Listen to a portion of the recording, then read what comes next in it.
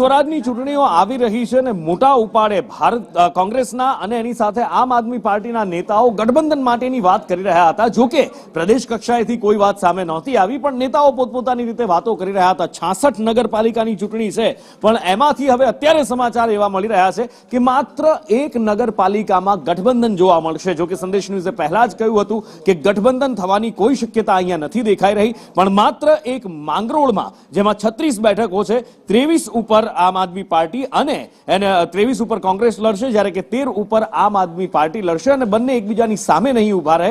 આ વખતે બંને ગઠબંધનમાં લડવાનું નક્કી કર્યું છે, પણ 66 માંથી માત્ર એક નગરપાલિકામાં।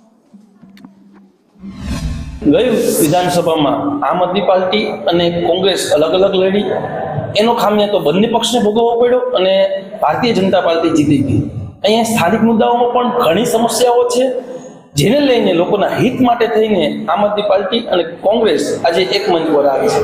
જેમ પિયુષભાઈ કીધું તે રીતે વિધાનસભાની અંદર ઘણું બધું નુકસાન અમારે ભોગવવું પડ્યું છે, જેને લઈ આ ધારાસભાની સીટ પણ અમારે નુકસાનીમાં ગઈ હતી અને અમે હારી ગયા હતા। જેને લઈ અમે સ્થાનિક આગેવાનો અને આમ આદમી પાર્ટીના આગેવાનો સાથે ચર્ચા કરી અને આવનારા સમયમાં શહેરમાં વિકાસના કામો કરી શકીએ અને સાથે મળીને કામ કરીએ, તેના માટે અમારે ગઠબંધનની અને સ્થાનિક અમુક ઘણા બધા પ્રશ્નો હતા, જેને લઈ અમે ગઠબંધનનું વિચારેલું છે। ગુજરાત કોંગ્રેસે રાજ્ય કક્ષાનો કોઈ પણ ગઠબંધનનો નિર્ણય કર્યો નથી। અમારી પાસે એવી કોઈ દરખાસ્ત પણ નથી અને એ નિર્ણય સ્પષ્ટ છે કે ગઠબંધન રાજ્ય કક્ષાનું નહીં કરવામાં આવે।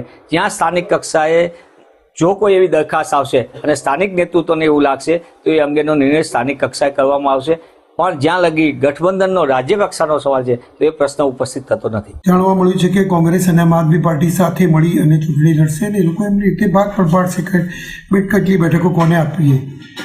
ભારતીય જનતા પાર્ટી વિકાસની રાજનીતિ કરે છે। ભારતીય જનતા પાર્ટી એ કોંગ્રેસ અલગ લડે કે કોંગ્રેસ અને આમ આદમી પાર્ટી સાથે લડે કે બીજા 10 પક્ષો સાથે ભેગા મળીને લડે, પ્રજાનો જનમત ભારતીય જનતા પાર્ટી સાથે છે, એટલે ભારતીય જનતા પાર્ટીને એનાથી કોઈ ફરક પડતો નથી।